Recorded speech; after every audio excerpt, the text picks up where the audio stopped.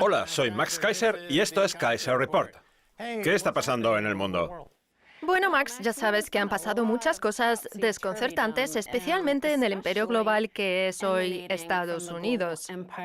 Eso está desembocando en que haya desconfianza con respecto a nosotros en varios ámbitos. Se cuestiona si nuestros acuerdos comerciales merecen la pena, si mantenemos nuestra palabra, si vamos a invadir a alguien o espiar a alguno de nuestros aliados, como pasó con el espionaje a Angela Merkel en tiempos de Obama.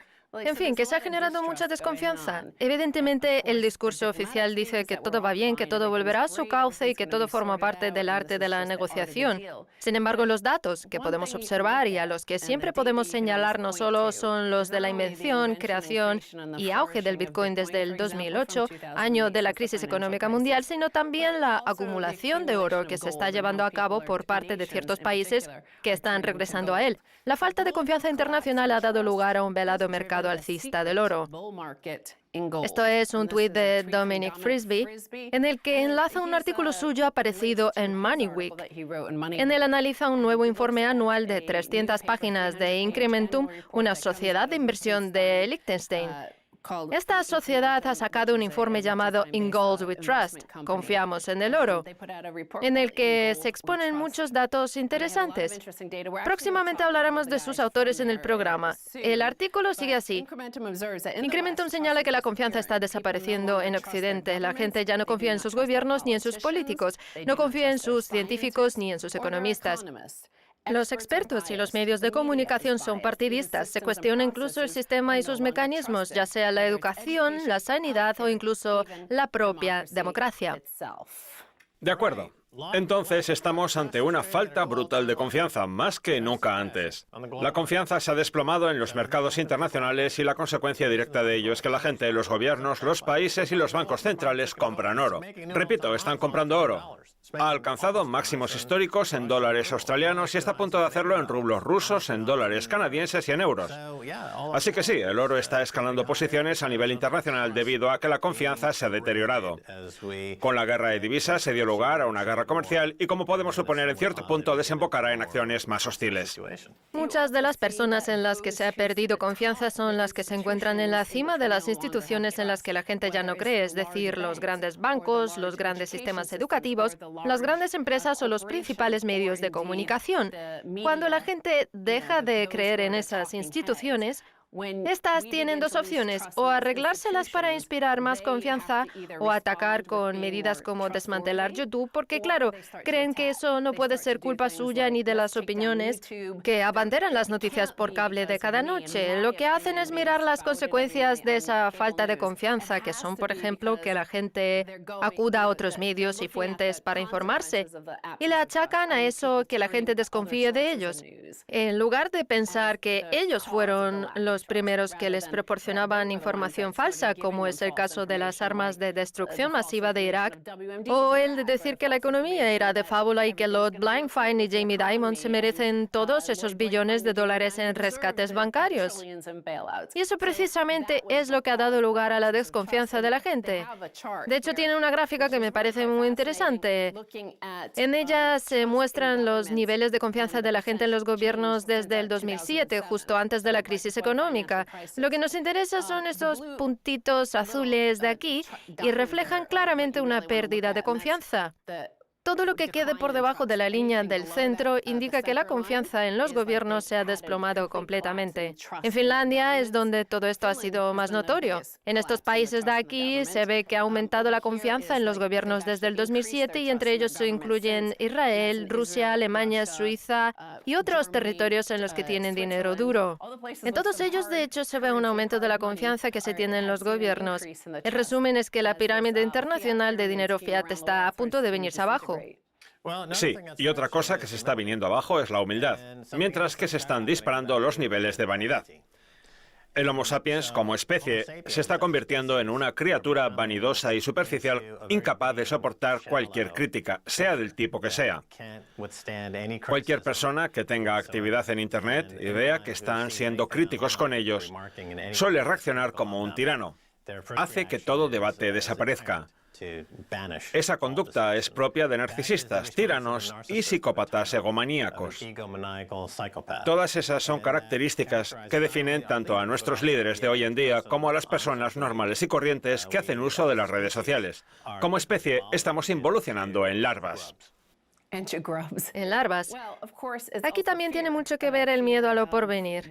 En lo que se refiere a la confianza, me gustaría decir que su ausencia o la completa falta de ella es lo que en términos económicos da lugar a la hiperinflación. La inflación y la deflación se originan en el desplome o el auge de la emisión de moneda, la cantidad de moneda en circulación o la cantidad de moneda que se crea. Sin embargo, la hiperinflación tiene lugar cuando hay una ausencia total de confianza en los gobiernos. Los bancos centrales y emisores de moneda pierden el control del valor de su dinero imaginario. Tienes toda la razón. El dinero en papel nunca sobrevive, sea del tipo que sea. En los 300 años que llevamos con el dinero en papel nunca ha llegado a sobrevivir.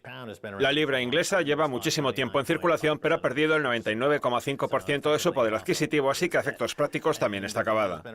El oro lleva entre nosotros bastante tiempo. El Bitcoin es nuevo en esto y son los miembros de la generación del milenio como nativos digitales los que están más familiarizados con él. Aquellos que tengan oro o bitcoins son los que escribirán las reglas. Como dijo Jameson Lab una vez, estamos esperando el momento en el que los bancos no acudan a los bancos centrales para recibir rescates, sino a la comunidad del Bitcoin, ya que será la única que cuente con fondos disponibles para rescatar al sistema bancario. Llegados a este punto de la historia, nos acercamos a un momento de inflexión. Muchos miembros de la élite se están dedicando a la caza de brujas y a persecuciones inquisitoriales.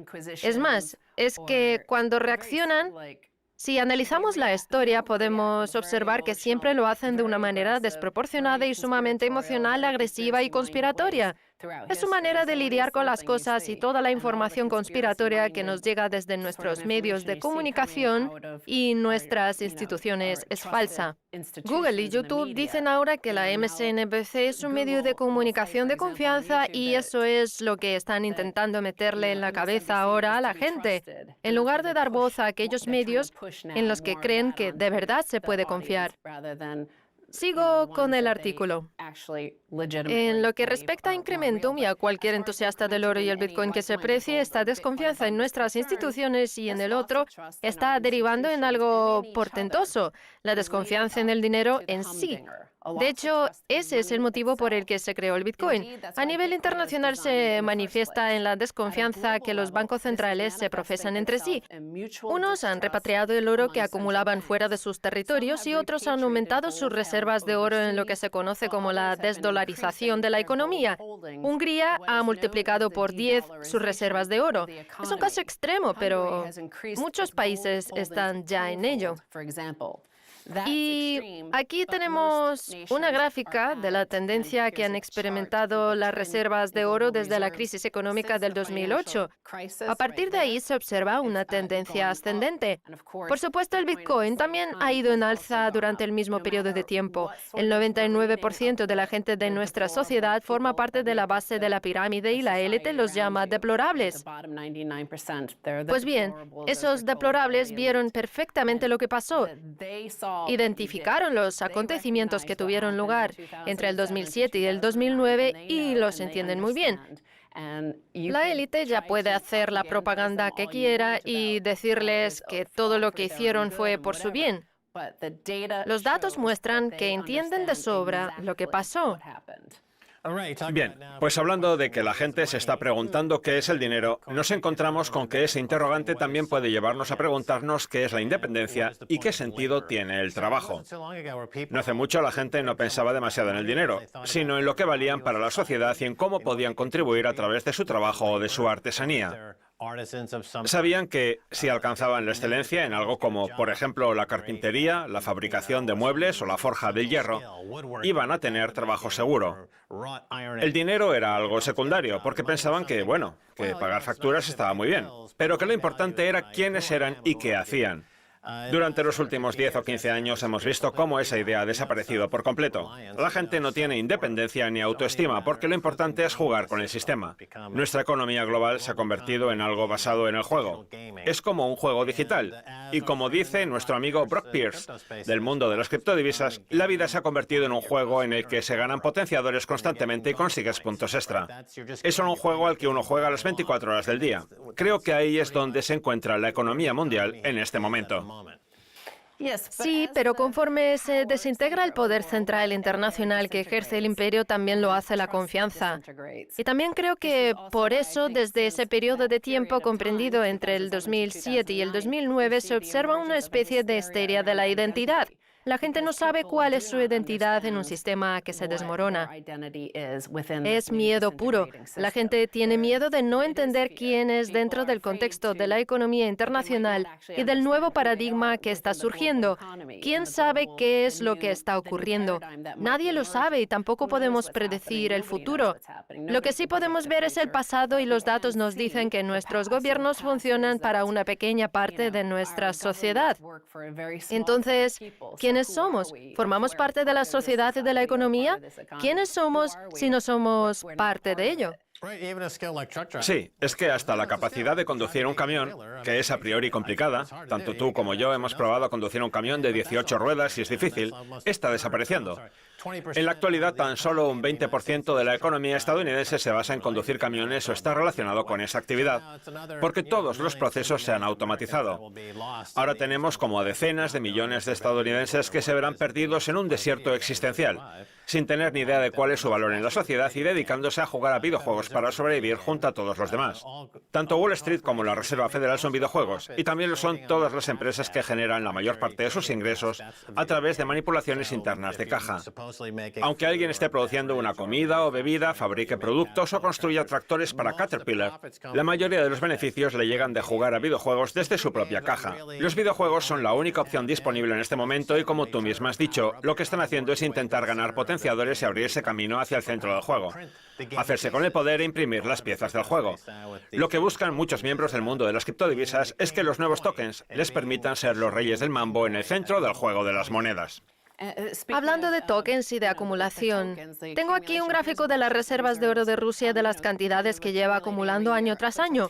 Hasta el 2007 y el 2008, cuando ocurrió la crisis económica, se mantuvo estable y luego aumentó. También han hecho una gráfica de China en la que tan solo se muestra una parte, que es lo que han declarado de manera oficial. Y la gráfica también tiene forma de parábola a partir del 2007, el 2008 y el 2009. Los que escriben los algoritmos que conforman el juego de nuestro sistema financiero internacional y de nuestro sistema monetario están comprando oro y activos duros, porque ven que los jugadores están perdiendo la confianza en el juego. Puede que vaya siendo hora de plantearse comprar oro y bitcoins, ¿no? Pues sí, a mí me encantaría ver a iOS y Black One agarrar 4.000 millones de los dólares que ganaron y dedicar 2 o 3.000 millones a comprar oro. Tendría sentido, no me sorprendería. Quédense donde están, les traemos mucho más en la segunda parte.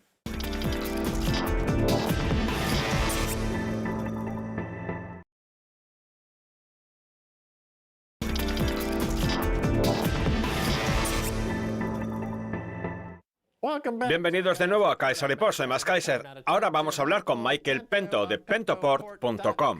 Bienvenido, Michael. Muchas gracias por volver a invitarme, Max. Muy bien. Michael Pento, los mercados esperan hasta 3 o 4 recortes de tipos de interés de aquí a diciembre. ¿Qué opina? Pues mi primer pensamiento fue que hace muy pocos meses que dijeron que iba a haber 3 o 4 subidas de tipos de interés. Me parece increíble que la gente todavía confíe en nuestro Banco Central y crea que tienen una mínima idea de lo que ocurre en la economía. ¿Cómo es posible que pasemos de un índice de fondos de la Reserva Federal que se supone que iba a subir a un 3,5% a que de repente digan que puede que haya un recorte de tipos? Además, el balance, que ya sabemos que es de suma importancia, reflejaba una monetización de 3,7 billones de dólares y ahora se supone que vamos a bajar de 4,5 billones de dólares a cerca de 2 billones. Además, se va a monetizar permanentemente iba a planear una estructura a largo plazo de 3,5 billones de dólares.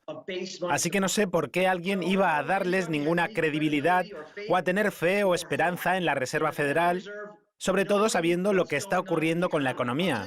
Lo que realmente está al tanto de lo que ocurre con la economía es la curva de tipos, y el hecho es que ahora mismo está radicalmente invertida. Así que tenemos a la tasa de interés de los fondos federales en un 2,39%, mientras que el bono a 10 años está al 2,15%. Por eso la banca en la sombra, que toma prestado dinero de los creadores de mercado y compra obligaciones de deuda garantizada, títulos hipotecarios y ese tipo de instrumentos que se procesan y aseguran por parte del sistema bancario, todas esas cosas, todos esos márgenes, se han reducido al cero e incluso a menos de cero. La masa monetaria ha disminuido, la curva de tipos se ha invertido y, desafortunadamente, vamos camino de una recesión. Pero me gustaría decir una cosa, aunque al final acabarán siendo unas cuantas, y es que ¿qué demonios ha pasado con el tema de la recesión? ¿De dónde sacan los bancos centrales la idea de que, por algún casual, el mercado de valores no iba a tener nunca una tendencia a la baja y de que las recesiones ya no se permiten? ¿Cuándo ha ocurrido eso? De acuerdo. Centrémonos un momento en lo de la curva de tipos. Entonces, lo que pasa es que las tasas cortas están más altas que las tasas largas. Para mí, lo que quiere decir eso es que los bancos no confían los unos en los otros porque saben que no tienen solvencia. La Reserva Federal está inundando el sistema con efectivo para evitar un congelamiento de crédito, pero no van a tener éxito. Las tasas cortas nos indican que los bancos no tienen liquidez, Michael. Y la segunda parte de la crisis económica del 2008 está a punto de comenzar. Sí, a ver, con respecto a la situación de los bancos en el 2007, tengo un par de datos al respecto. En aquel momento, la deuda de las hipotecas subprime era de 1,5 billones de dólares y la deuda de hipotecas estadounidense la superaba con 10 billones de dólares. Por aquel entonces, Ben Bernanke no dijo que las hipotecas subprime fueran motivo para estar alerta, preocuparse o tener miedo porque la solvencia de los bancos estaba en peligro.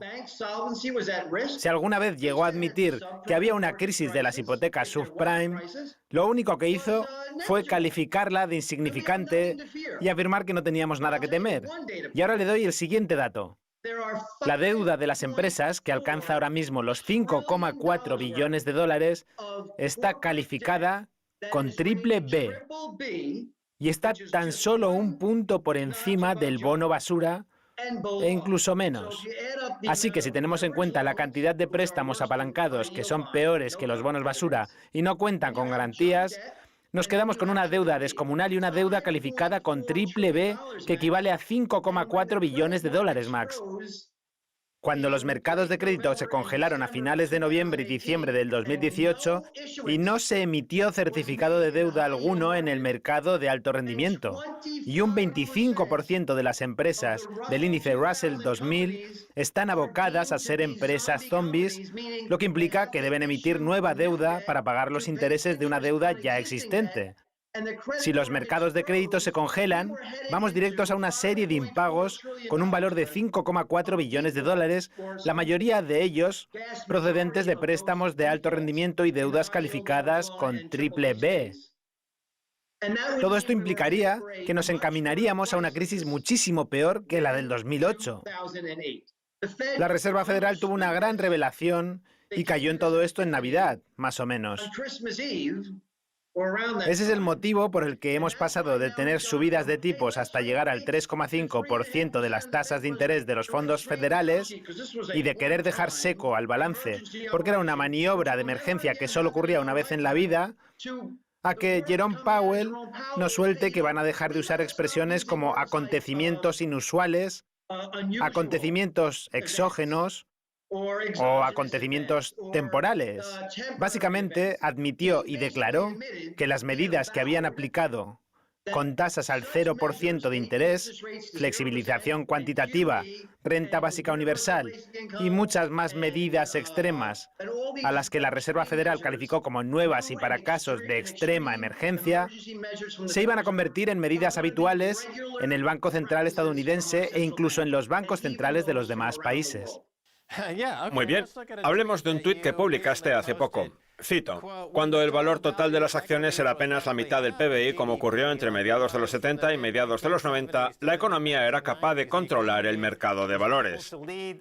Pero cuando la emisión de moneda lleva a las acciones a multiplicar por 1,5 veces el valor de la economía, son las acciones las que pasan a controlar el PBI. ¿Le importaría profundizar un poco en esto? Es decir, en las diferencias que existen entre una economía que lidera las acciones y... Cuéntanos, Michael.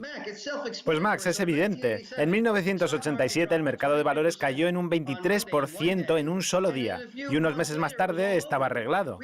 No hubo recesión ninguna en 1987 porque en aquel entonces el valor de las acciones y del mundo financiero era tan solo una pequeña parte de la economía internacional. La economía manufacturera tenía un poco más de peso en aquellos días. La economía iba más allá de Wall Street y por lo tanto podía darse un verdadero desplome, una bajada brutal y de hecho más de una cuarta parte del valor de las acciones se desplomó en un solo día y la gente se quedaba como, es una faena para Wall Street, pero el resto de la economía está bien.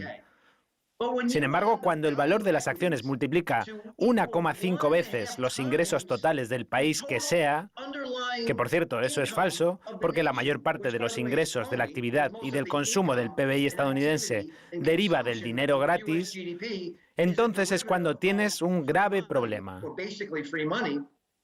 Ese es el motivo por el que Donald Trump y Jerome Powell se obsesionan tantísimo con cada uno de los dólares que proceden del mercado de valores.